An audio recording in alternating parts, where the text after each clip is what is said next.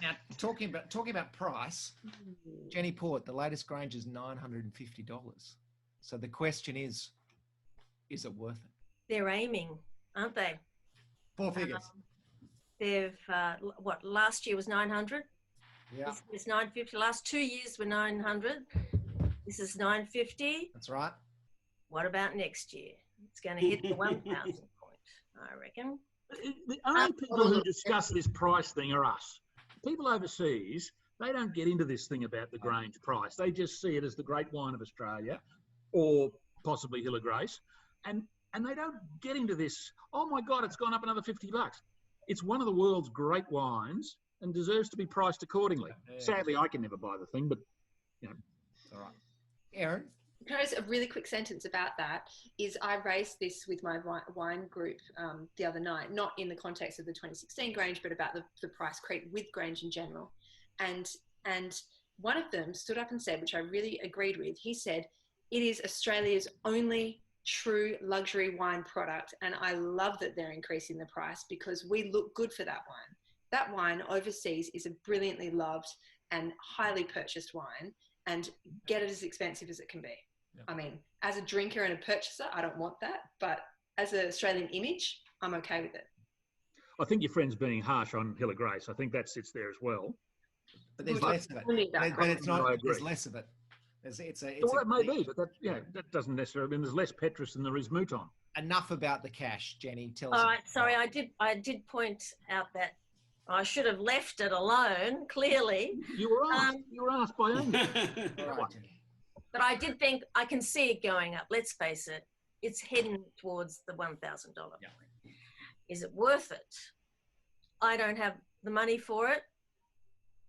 Doesn't mean much, does it? It is probably worth it to a number of people who can afford it. I worry why they buy it, but that's their business. And I worry whether it is just an investment wine for some people. But again, that's their business.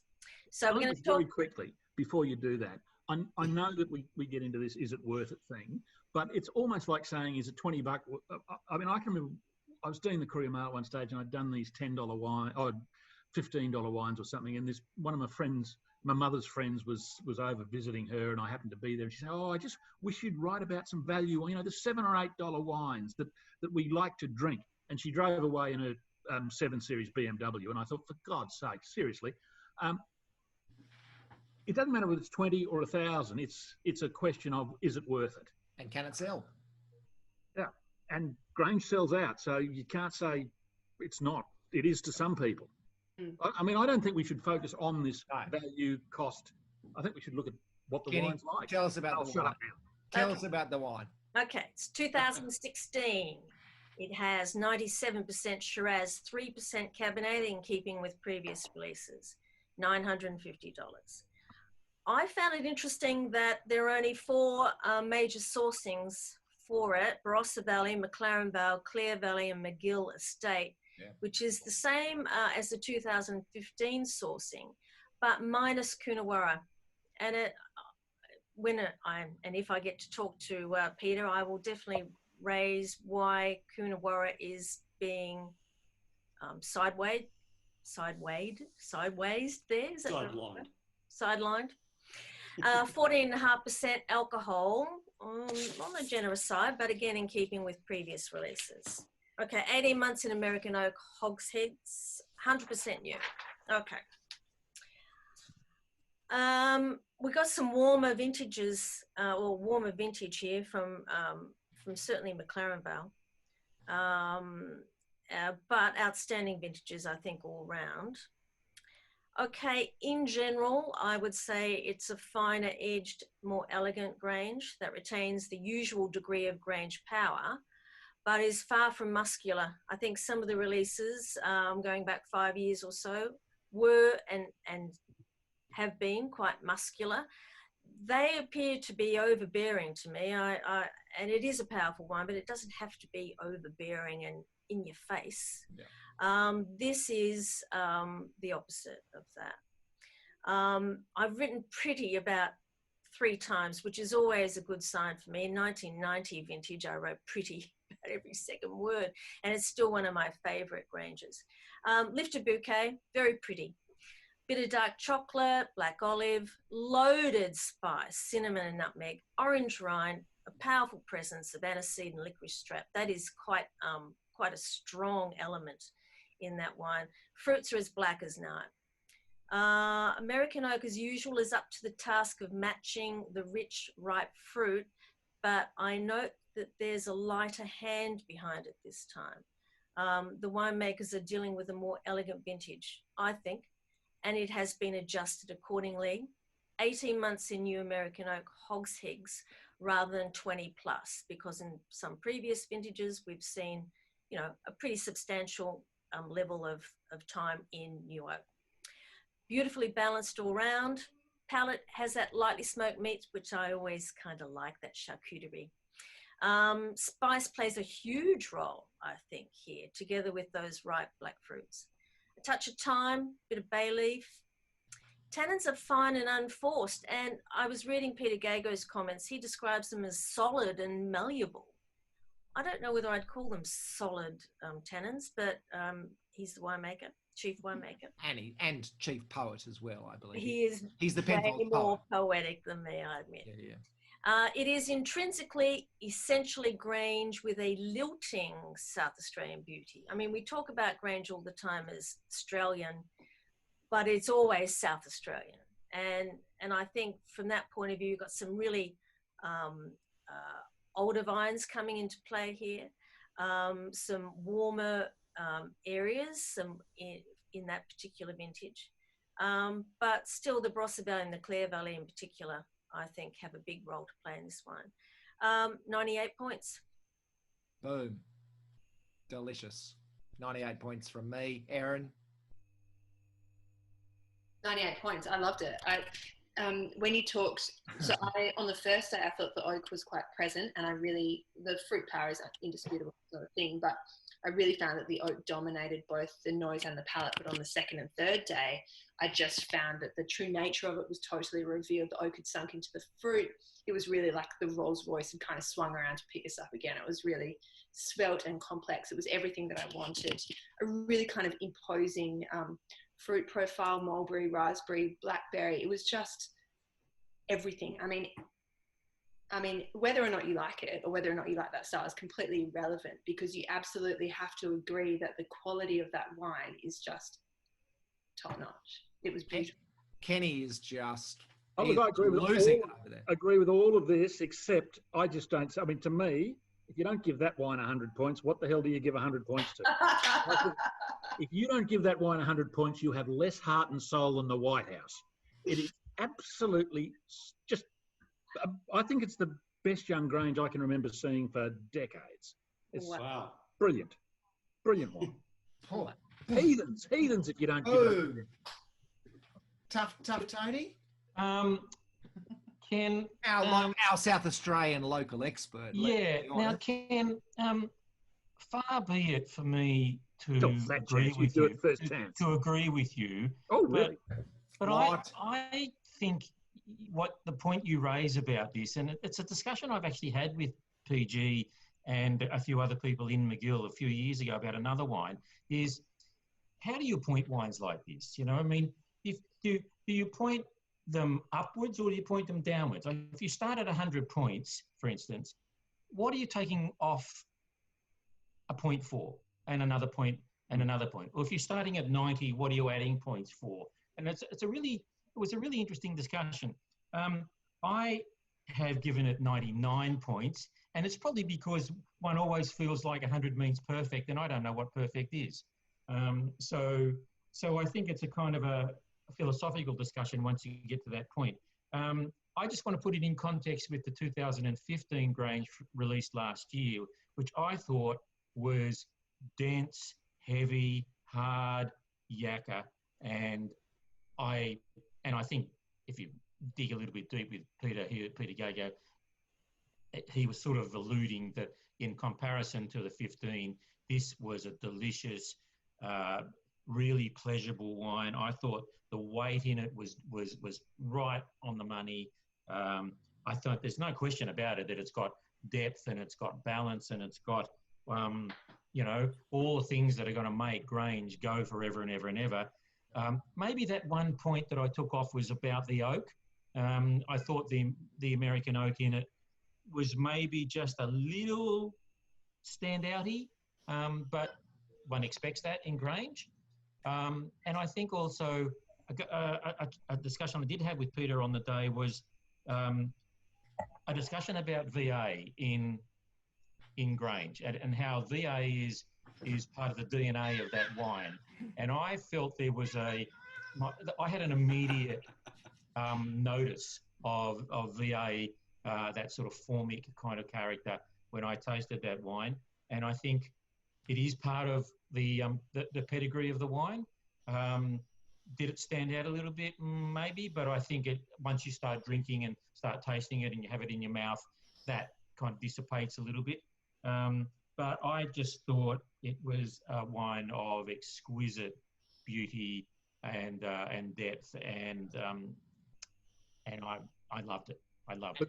I think that's, yeah, absolutely. And I agree with what you say with the points. Do you go down or up? It's not easy, but to me, if it's the, you know, can I ask, I actually thought everyone it'd be like sort of the ice rinks or whatever, everyone would hold up their 10 at the same time. Is there a Grange from this century that when it was released, someone thinks is better than this one? I'm just out of interest. I mean, I think there's some 10s, 12s, 8s, 4s, 2s, all great. 4 and up there. But maybe 4 and 10 for me, just a little bit more seamless, I think, and just so. And I think of like the special bin wines. I often will go higher because I think that Cabernet with that structure just adds a bit more. I don't mean class is probably not the right word, but just a bit more subtlety to the mix is how I see it. And that's, for me, it's just, if you are looking at the great wines of the world, and I'm not saying this isn't one of them, but just it's still brutish. It's still Australian brutishness. Yes, there's an elegance to it, and Jenny's perfectly right. There is an elegance to this as a vintage, but I think it's, for me, I just want a touch more finesse to it, I think. What about, Mel, from a sommelier perspective, how does this wine fit in? Well, interestingly, we don't tend to see them fresh off the bottling line, or so to speak, if you like. I think as a complete wine, it's delicious, but I don't know how many people are tasting it like this when at 4 years old. You know, I think that we see them at 10 and 20 years, and they're such status symbols and prestigious wines, not necessarily people that people are drinking for drinking's sake. You know, it's such a prestigious thing, so they're revered as such. But you know, and you could be drinking a corked one. Obviously not you would with the Penfolds clinics, but I don't think people would really get it, you know. But then you see the wine like this, where it's literally a 4-year-old baby, and I loved it too. I thought it was amazing, but I was expecting it to be oakier, more obvious oak. I think in the past when I've seen new releases, they have been that disjointed oak versus fruit. But I think, you know, I agree with Jenny. I think this is really delicious. I think it's delicious and in balance. And I look forward to seeing it in 25 or 45 years time, as it says on the notes, you know. I'd like to see it in 45 years time too. But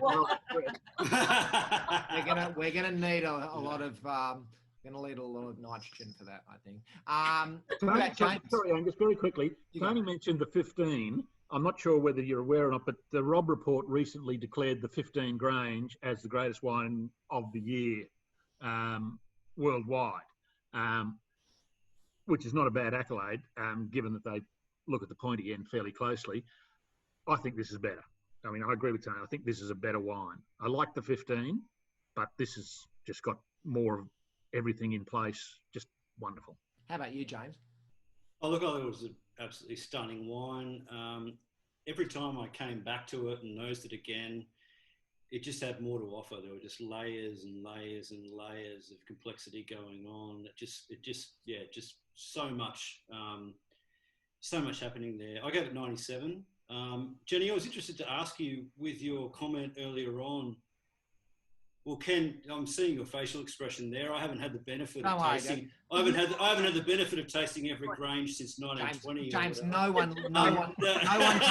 no one takes any notice of those facial expressions. No, but Jenny, I was just interested to ask you. You made the comment earlier that you really make a point of tasting the wines as the consumer will, and tasting them straight out of the bottle. How many consumers do you think are tasting Grange straight out of the bottle? I mean, I would argue that someone spending that kind of coin is going to be decanting, or is going to be at least a little bit aware of trying to get some oxygen into their wine before they judge it.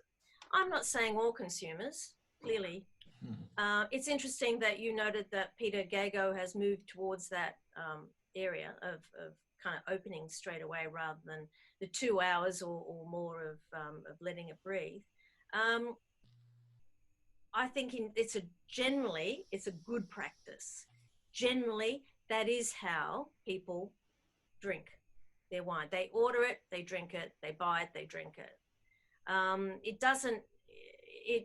I should say it also allows for those who want to decant it, and many will decant it, and I did decant it, or I will, when I finished tasting. It's been open now just in the bottle for a couple of hours. And I did that with the other wines too, but I have to approach it the way the people that I write for generally approach it. Even Grange. Yeah, I also want to know what it tastes like straight out of the bottle. And I want to know, it's the same policy with food. I always have the wine without food to start, always. And then I'll have food. I have to know the intrinsic quality of the wine as it is without all of those accompaniments and changes. And I agree with that. I mean, I don't touch food when I'm doing this. And you're 100% right. And I mean, particularly things like the Chardonnays, they'll be drunk within minutes of being opened. I'm not sure about Grange. I think James is right on Grange. That one, for example, and maybe 707 and the McGill and so forth, people will be a little more careful than that. But most of the wines, I mean, even 389s and all of those, people will be opening them and drinking them exactly as you say. But I guess if you want to be consistent, if you want to be consistent and basically make sure you're judging everything by the same standard, the only way to do that is probably to judge them the second they come out, like Jenny is. Otherwise, how do you know what wine you're actually looking at? I don't know. Well, that's what I looked at them when I opened them and looked at them, and then I looked at them again the next day, and I'd given the Grange 100 points when I opened it and looked at it. And then the next day I thought, well, hell, this is better. What do I do now? 101, go 101. Yeah, it is. That's the problem, and seriously. And that's exactly what you're talking about with the points going up, going down. When I opened it and tried it, I thought, this is a 100-point wine for me.